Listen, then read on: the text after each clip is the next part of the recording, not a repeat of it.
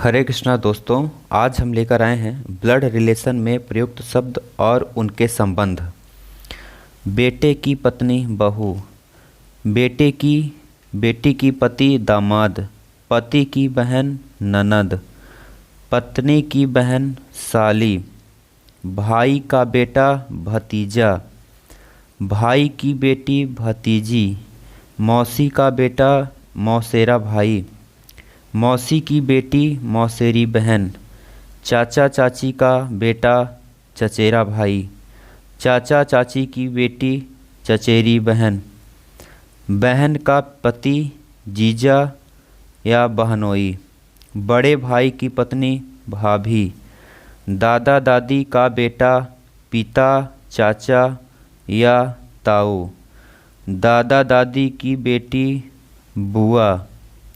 नाना नानी का बेटा मामा, नाना नानी की बेटी मौसी या माँ, दादा दादी का इकलौता बेटा पिता, दादा दादी की बहू माँ चाची ताई, दादा दादी की इकलौती बहू माँ, नाना नानी की बहू मामी,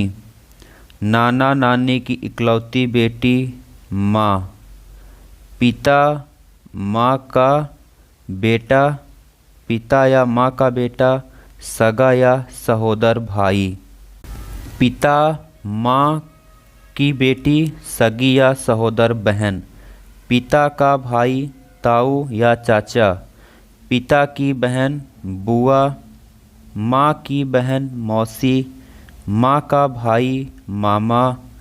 पिता की माँ दादी या पितामही, पिता का पिता दादा या पितामह, माँ की माँ नानी या मातामही, माँ का पिता नाना या मातामह, माँ की ननद बुआ। माँ को निम्न प्रकार से व्यक्त कर सकते हैं: पिता की पत्नी, दादा दादी की बहू, मामा मौसी की बहन, नाना नानी की पुत्री, बुआ चाची की भाभी, मामी की ननद। पिता को निम्न प्रकार से व्यक्त किया जा सकता है: माँ के पति, दादा दादी के पुत्र, चाचा बुआ का भाई,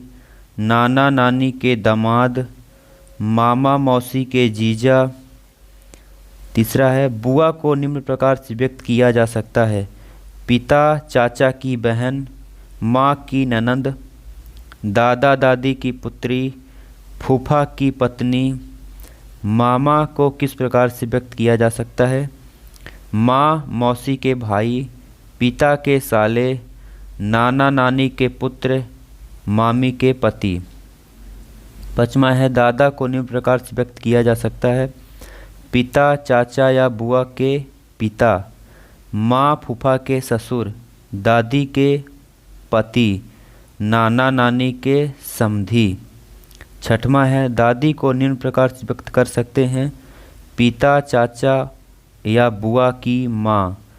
माँ फूफा की सास, दादा के पत्नी, नाना नानी की समधन। सातवां है, नाना को निम्न प्रकार से व्यक्त कर सकते हैं: माँ मौसी मामा के पिता, पिता मामी की सास, नानी के पति, दादा दादी के समधी। आठवां है, नानी को निम्न प्रकार से व्यक्त कर सकते हैं: मामा मौसी मामा की माँ, पिता मामी की सास, नाना की पत्नी, दादा दादी की समधन।